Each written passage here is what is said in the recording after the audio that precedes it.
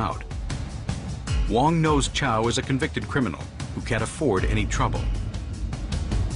I was on parole. They know those things is my weak link. If I got in a fight with them, all they had to do is just call the police. I will be back in the prison. May 31st, 1986. Chow gets into a fight with a Huaqing soldier at a popular Chinatown nightclub. Everything just broke out. They draw the gun, I draw the gun. We got it over there happening. I got charged 28 counts assault with deadly weapon and attempted murder on that. Chow is placed under arrest, and Danny Wong achieves his goal. On a routine search of Chow's house, the cops find a treasure trove of weapons and a mountain of stolen jewelry. Shrimp Boy is sent back to prison for another 3 years. His criminal career appears to be going nowhere. With aspiring Triad Raymond Chow in jail, his enemy Danny Wong strengthens his position as the most powerful Asian gangster in San Francisco. But conflict with local rivals like Chow is soon overshadowed by a greater challenge: Hong Kong's Triad gangs. Hong Kong, the mid-1980s. Deeply embedded Triad gang networks terrorize the city's local communities. Triads are involved in any crime that will make money for the organization, to include murder, loan sharking, prostitution, heroin smuggling on an international scale. After nearly a century of colonial rule, the British government has announced it will hand the city over to the People's Republic of China in 1997. The future of Hong Kong is unclear, but one thing is certain. The Chinese Communist regime will try and crush the Triad's lucrative criminal activities and execute anyone they suspect of Triad membership. The clock is ticking. The Triads must expand their illegal operations beyond Asia before the Chinese Communists take complete control of Hong Kong.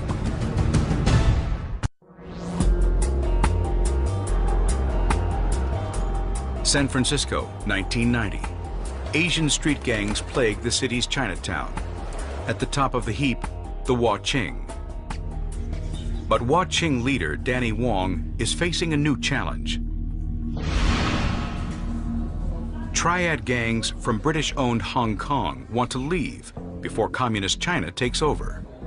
Many of the triads, to our knowledge, were sending members overseas, trying to basically assess different countries and locations where they can establish a power base. One of the biggest triads in Hong Kong, the Wo Hop To, has an estimated 20,000 initiates. Now they want to expand into San Francisco. Aware of the threat, federal authorities keep the city's Chinatown under close surveillance. We were hearing information and collecting intelligence, which demonstrated to us that the Wo Hop To Triad was becoming more and more powerful in the San Francisco area, and at the same time, they were also actively recruiting new members. The Wo Hop To begins building a base in Oakland, California, just the other side of San Francisco's Bay Bridge.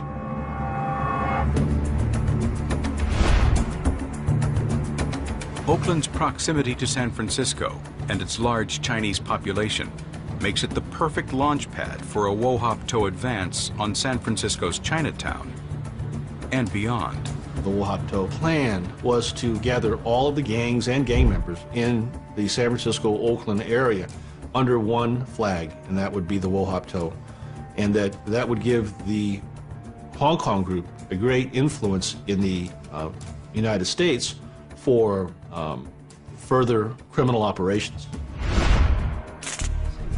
The Wo Hop To wants to avoid direct confrontation and recruit the gangs of San Francisco as Wo Hop To allies. But Danny Wong refuses to play ball. April 7th, 1990. The Wo Hop To declares war on the Huaqing. A lot of us look at kind of a watermark killing of a gang member by the name of Dan Vong. Dan Vong was a Huaqing affiliate. Both federal and local law enforcement realize it's a sign of more problems to come. That's when we knew that the Wo Hop To, because it failed to recruit the watching gang under its umbrella, was going to use violence against the watching gang in order to basically put them out of business. The police have no leads on the identity of the shooter. It was unsolved, no witnesses, and no evidence. Unable to make an arrest, the cops brace themselves for more bloodshed. They don't have to wait long. May 14, 1990. Bobby Sang, a recent Wo Hop To recruit, is out partying with friends at the Purple Onion nightclub in San Francisco.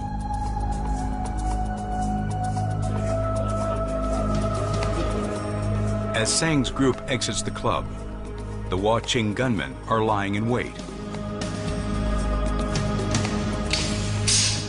But Bobby has lent his jacket to a friend, leading the hitmen to identify the wrong target.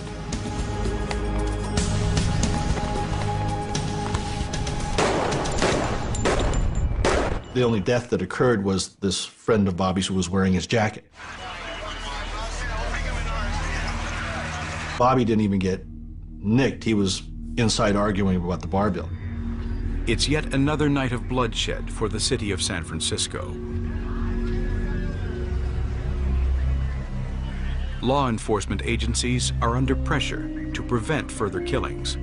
People were dying, and it was being flashed on the 6 o'clock news, so there was a high publicity about the gang violence.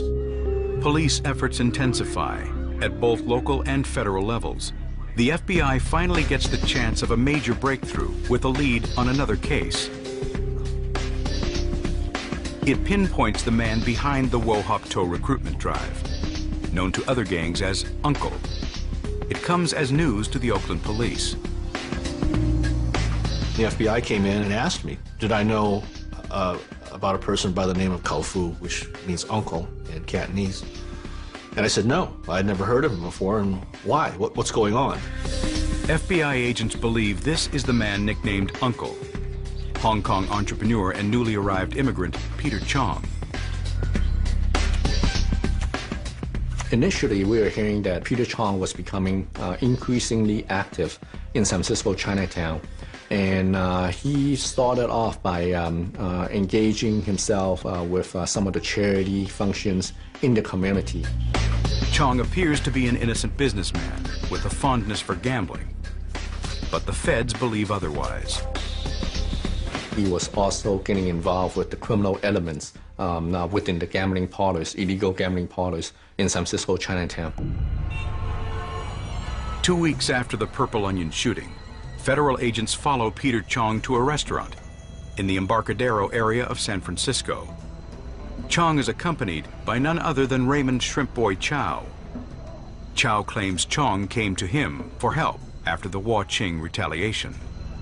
Purple Onion is the first time when Peter asked me to help him. Peter doesn't know how to deal with Danny and cannot defeat him. Both sides had a lot of fear. For a new arrival in San Francisco, Chong seems to be influential and highly connected. Chow has no doubts that he is the Wo Hop To representative, Uncle. Peter come in a lot of problems. Peter was promoting, the group here. They want the Wa Ching to join in the Wo Hop To, and they don't have enough strength. Chong asks Chow to join him at a proposed truce meeting with Danny Wong. Chow sees a golden opportunity to become active in the powerful Wo Hop To Triad. Pretty much I'm the enforcer on that peace talk. As anything kick off, I can handle it.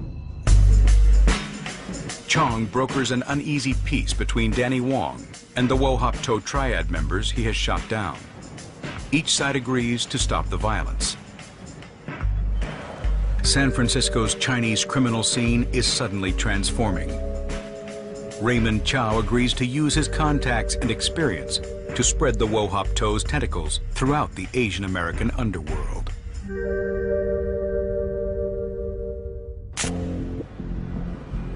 June 1990. Newly installed as the Wo Hop To's chief enforcer, Raymond Shrimp Boy Chow wants to secure his position against other leading Wo Hop To lieutenants.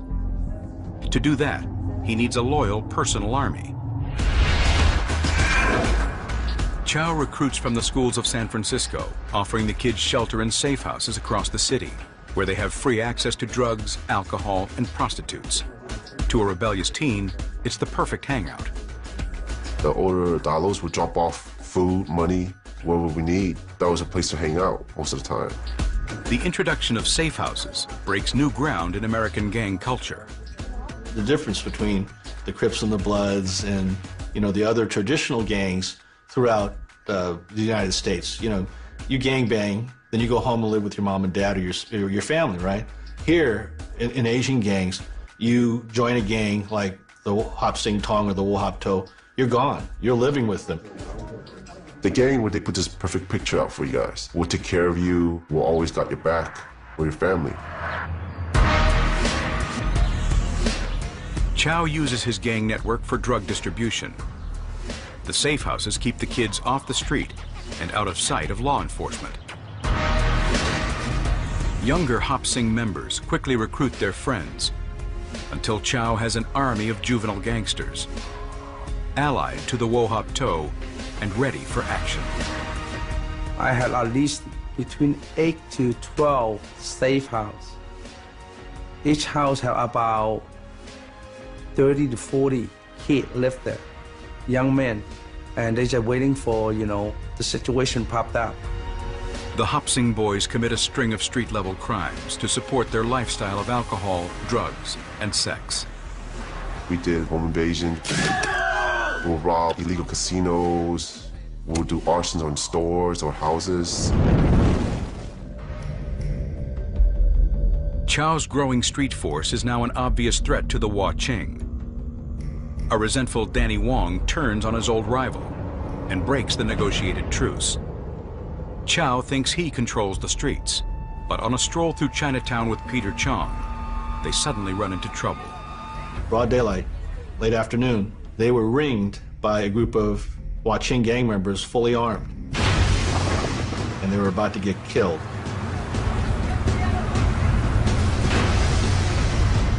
The only thing that stopped them from being killed is the police drove right up on it, and the gang dispersed. April 19th, 1991. Danny Wong meets a number of his Wah Ching gang members. It's payday, and Danny Wong collects $25,000 in cash. Danny's routine was that he would gather his men in the early morning, and they would get a bite to eat before dispersing in Chinatown somewhere. Wong waits for them to finish their meal. Somebody gained a key to the front door, and they were able to lock the front door and stop Danny's men from responding to whatever was going to happen outside.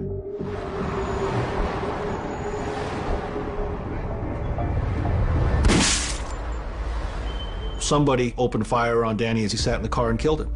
The money is found on Wong's dead body. This is not a robbery, but an execution. It's yet another unsolved Chinatown homicide. With Danny Wong's murder and with this circle of violence continuing, the families were crying out for something to be done, people to be put in jail. City fathers were asking for a cessation in violence, and they were all looking to the cops. The police turn their attention to Danny Wong's nemesis, Raymond Chow. At Danny Wong's funeral, the FBI keeps a close eye on proceedings, watching for clues about the shooting.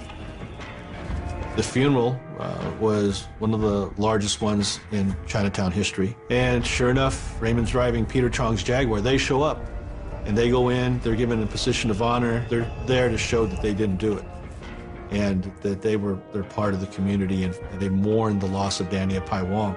But the feds don't believe it. To them, it means just one thing. The Wo Hop To's takeover of San Francisco is nearly complete. September 1991. In San Francisco, Wo Hop To's chief enforcer Raymond Shrimp Boy Chow expands his base of operation. As he sets